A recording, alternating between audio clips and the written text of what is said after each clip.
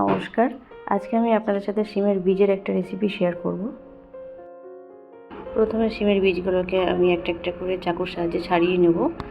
আর ছাড়িয়ে নেওয়ার পর এটা বেশ কিছুক্ষণ রোদে শুকিয়ে নেব। তো কাঁচাও রান্না করা যায়, আবার রোদে শুকিয়ে নিলে টেস্ট ভালো আসে, তাই আমি রোদে শুকিয়ে নিয়েছিলাম।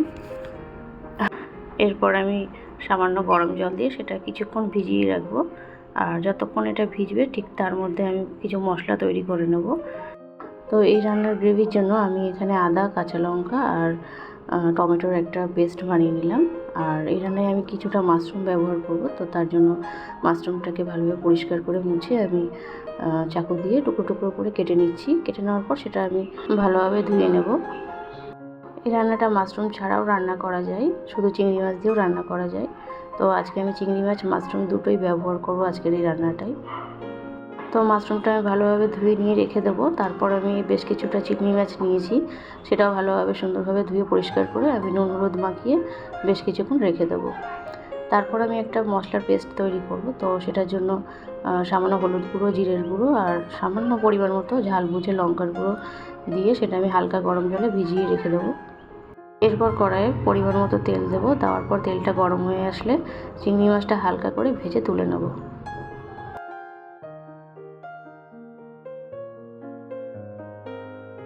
তো এই রান্নায় আমি আলু ব্যবহার করেছি, তার জন্য আমি ছোটো ছোটো করে টুকরো টুকরো করে আলু কেটে নিয়েছি। নেওয়ার পর সেটা আমি যেই তেলে চিংড়ি মাছ ভাজলাম ঠিক সেই তেলেই আলুটাও হালকাভাবে নুন হলুদ দিয়ে ভেজে তুলে নেব।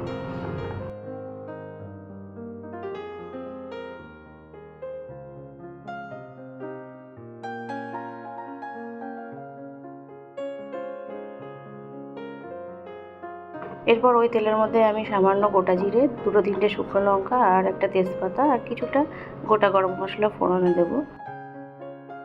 এরপর হালকা ভাজা হয়ে আসলে আমি কিছুটা পেঁয়াজ কুচি দিয়ে দেবো। তারপর পেঁয়াজ কুচিটা বেশ কিছুক্ষণ নাড়াচাড়া করে ভেজে নেব। আর হালকা ব্রাউন হয়ে আসার পর আমি যেই টমেটো, আদা, কাঁচা লঙ্কার পেস্টটা বানিয়ে রেখেছিলাম সেটা দিয়ে দেবো। এরপর বেশ কিছুক্ষণ মশলাটা কষিয়ে নেব, যতক্ষণ না মশলার কাঁচা গন্ধ চলে যায়।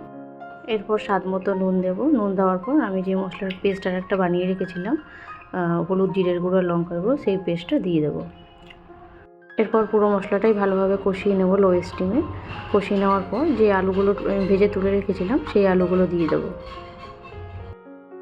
আলুগুলো ভালোভাবে মিশিয়ে নেওয়ার পর আমি যে শিমের বীজগুলো গরম জলে ভিজিয়ে রেখেছিলাম সেগুলো এরপর আমি দিয়ে দেবো।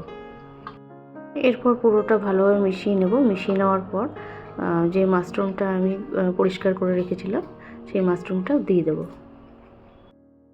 এরপর মাশরুমটাও ভালোভাবে মশলার সাথে মিশিয়ে নেব। মিশিয়ে নেওয়ার পর টেস্ট ব্যালেন্স করার জন্য সামান্য পরিমাণে চিনি দেব। এরপর লো স্টিমে চাপা ঢাকা দিয়ে 10 মিনিট মতো রান্না করে নেব।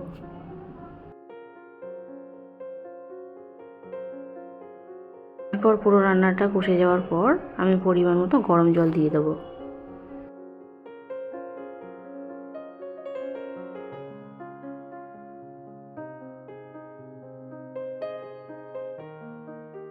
জল দেওয়ার পর আমি আবারও ভালোভাবে মিশিয়ে নেব। মিশিয়ে নেওয়ার পর যে চিংড়ি মাছটা ভেজে তুলে রেখেছিলাম সেই চিংড়ি মাছটা এবার আমি দিয়ে দেবো। চিংড়ি মাছটা দিয়ে দেওয়ার পর আমি আবারও 10 থেকে 15 মিনিট মতো লো স্টিমে রেখে দেবো। এটা 10 মিনিট থেকে 15 মিনিট রান্না হওয়ার পর সামান্য পরিমাণে ধনেপাতা কুচি দিয়ে 2 থেকে 3 মিনিট চাপা ঢাকা দিয়ে রাখার পর রান্নাটা নামিয়ে ফেলবো। তো আজকের রান্নাটা আপনাদের যদি ভালো লাগে অবশ্যই কমেন্ট করে জানাবেন। আর ভালো লাগলে অবশ্যই লাইক আর শেয়ার করে দেবেন। আর এইভাবে আমার পাশে থাকবেন। ধন্যবাদ।